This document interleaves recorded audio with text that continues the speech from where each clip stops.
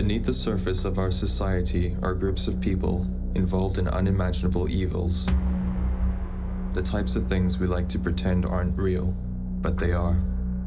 These people are very real, and they go after the most vulnerable of us when we least expect it. This is the story of someone who came face to face with true evil and lived to tell his tale. So sit back, get comfy, and enjoy tonight's Sleepless Night Tale.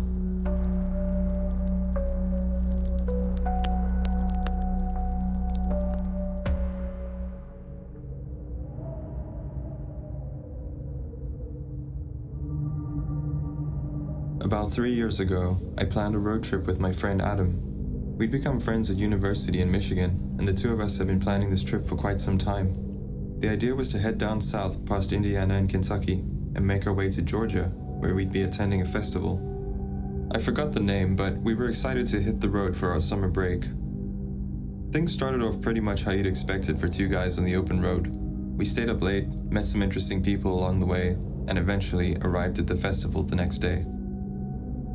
Now, the thing you need to understand about Adam is he's a social animal, always the life of the party. With that in mind, we very quickly made a couple of friends at the festival.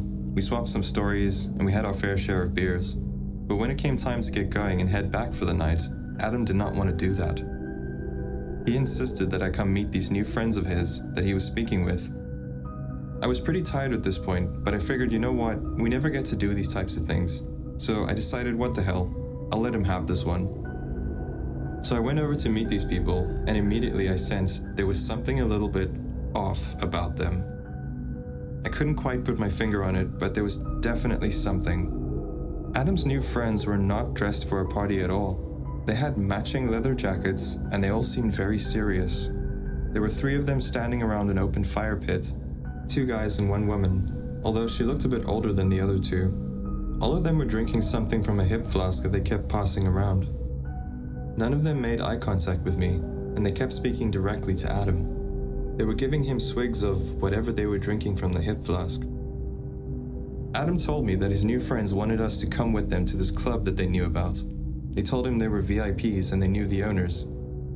Adam was really excited about the idea of being a really important anything, that and the free booze, so he graciously accepted on behalf of both of us, but I really wasn't too keen on the idea. I pulled him aside and said to him, "Dude, I don't think these guys are trustworthy. There's something kinda, off about them. I think we should head back."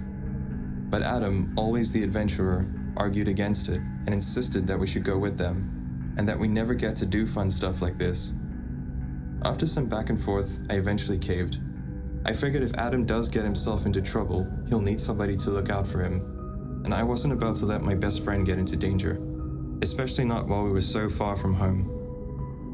So we got in the car with these guys and they took us to the club. I was trying to fight back my nerves and apprehensions the whole way there, as we ventured deeper into another part of town that was very far from the festival. It didn't help that my battery died halfway to the place, which got me thinking, if something were to happen to us, I would have no idea how to describe where we are. Adam, on the other hand, was having the time of his life, yelling out the window and drinking from that damn hip flask. And the people we were with, stone cold, just smiling and egging him on. I could feel the apprehension building in my chest. Adam was like a brother to me. He had really taken me under his wing since I met him at the university. I couldn't let anything happen to him while we were out here. So I kept my guard up. I could tell that the people in the car started to notice it, from the way they kept glancing over at me, as if to check if I was up to something. We arrived in what looked like a rundown old jazz bar with a Coca-Cola sign and blinking neon lights. I couldn't really read it from where I was standing, and I didn't really know where we were. They started taking us around to a side entrance by a metal door. The man quietly pressed the buzzer and murmured something to the person on the other end, and then with a loud click, the heavy door swung open. This entire experience felt like something straight out of a movie. I was becoming increasingly uneasy with every passing minute. My instincts kept telling me to grab my friend and run, but I ignored it, and I went inside. Now, this is the part where things get a little fuzzy for me. I can't quite remember exactly what happened next. One minute we were inside this old bar, having drinks and chatting, and then the room started spinning and time felt like a blur. The last thing I remember is feeling an intense pain shooting right through my head, as if an icy hammer had hit me full on, and then I felt this cold feeling against my skin. In my state, I briefly saw a blurry outline of Adam struggling and being pulled away into what looked like a dark room. I tried to yell out to him, but my body was immobilized and I was slipping away. I must have collapsed and hit the floor, because when I woke up, that's all I could feel. I was no longer in the jazz bar. I don't know where the hell I was, to be honest with you. I looked around. My head was throbbing from the pain, and I felt the most intense hangover of my life.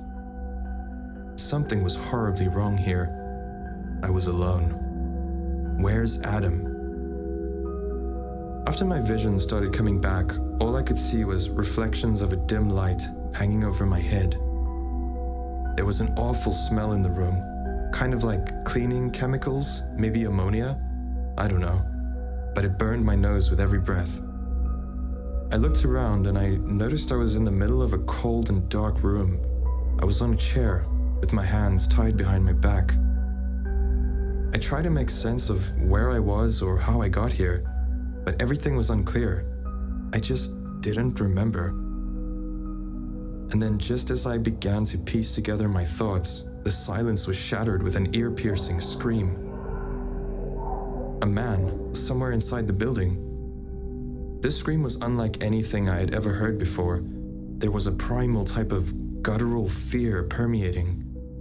It made my skin crawl as I felt my fears pushing like lava through my veins. And I began struggling with the ropes that bound me, determined to break free. After the screaming eventually stopped, I heard what sounded like a metal table being dragged across a concrete floor. The grinding and screeching sound sounded like something very large being moved, and then I heard it. A loud slump as something nearby hit the floor. Still struggling, I started to feel the knots giving way, slightly, but it was just enough for me to work with. And I began pulling my wrist violently through the loop as it tore painfully into my skin. Just as I was about to cry out in fear and agony from the rope burns on my wrist, I heard it. Heavy boots crunching against the floor, causing the room to vibrate. Someone was coming this way. Heavy, slow, and meticulous steps moving with purpose directly towards the room where I was being held. By some kind of dumb luck, or maybe a miracle, I managed to slip my hands free and I stood up from the chair, looking frantically for a way out. But this room had only one way in and one way out. What happened next will haunt me for the rest of my days. Honestly, I don't even know how I lived to tell you this story. A large man wearing an animal mask, something grotesque and twisted, just barely visible through the dim light. As soon as he stepped forward, I saw what looked like a large rubber butcher's apron covered from head to toe in glistening red liquid. And his hand had a bag of what looked like maybe tools or something. I don't know what came over me, if it was fear or adrenaline or how I knew how to do this, but I charged right for him, determined to slip by and get out behind him.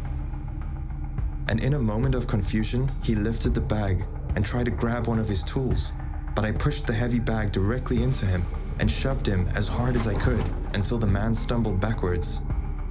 And with that, I was in a long industrial hallway running for my life with fluorescent lights slipping by. There were flashes of graffiti all over the place.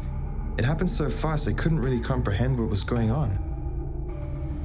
I ran out of there as quickly as I could, shouting for Adam, but there was no response.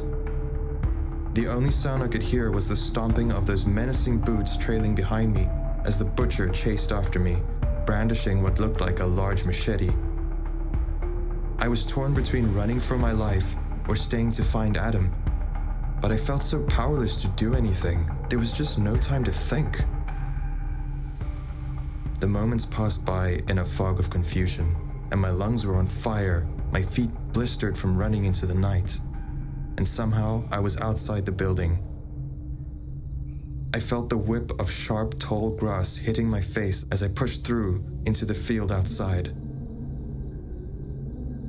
Eventually, I felt solid road beneath my sneakers, and I spun around, heart pounding in my chest, just to try and see where I was. Did I lose the butcher? I couldn't see him. All I could see was the factory in the middle of what looked like somewhere outside of town. I couldn't tell you where, but I knew what it looked like, so I decided I would have to come back here if I wanted to help Adam. After what felt like hours of walking along the side of a long and dark road, I eventually made it to the nearby town. It was the next morning, and I'd entered a small town called Mount Vernon, or something like that. I made my way to the local police station, and I told the cops what I'd experienced. I went with them in search for the place that I'd been held captive, but I had difficulty remembering how to get there. It all looked the same when you're walking in the middle of the night in the farmlands, but I remembered what the building looked like, enough to explain to the police what we were looking for at least. After some time had passed, we found it, and my heart began to race. But the satisfaction and hope was short-lived, because after the policemen searched the building, they called me inside to show me what they found. Well, what they found? Not much. It was an old abandoned factory with empty rooms and no trace of anything that I'd seen the night before. No chair, no ropes, no blood, and no butcher aprons. I thought I was going crazy, because it just looked so different in the day. I started to doubt if what I'd experienced was even real. That is, until the detective showed me a small bag with a metal tool that they had found behind a table. "Surgical saw," he said to me. "Kid, I think you're lucky to be alive." And with that, my heart sank. What on earth would operating instruments be doing out in a remote, abandoned factory? This is the furthest place from a hospital I can think of. Yeah, I was lucky to be alive, but there was still one major problem. Adam was still missing, and his phone was going straight to voicemail. I went back to the station to file a report with the officers, and I tried to listen in and hear what they were saying to each other in the other room. The only word I could make out clearly was cult. When they sat me down to file the report, suddenly their entire tone changed, and I could tell that they knew more than what they were saying. All they said to me was, "I'm sorry about your friend. We'll arrange a search party to go look for him." But I could tell from his tone, he was doubtful that they'd find anything. What were these policemen hiding? Who could these people be that the police were so apprehensive about? And Adam, where the hell was he? It breaks my heart to tell you this, but it's been 3 years now, and they haven't been able to find him.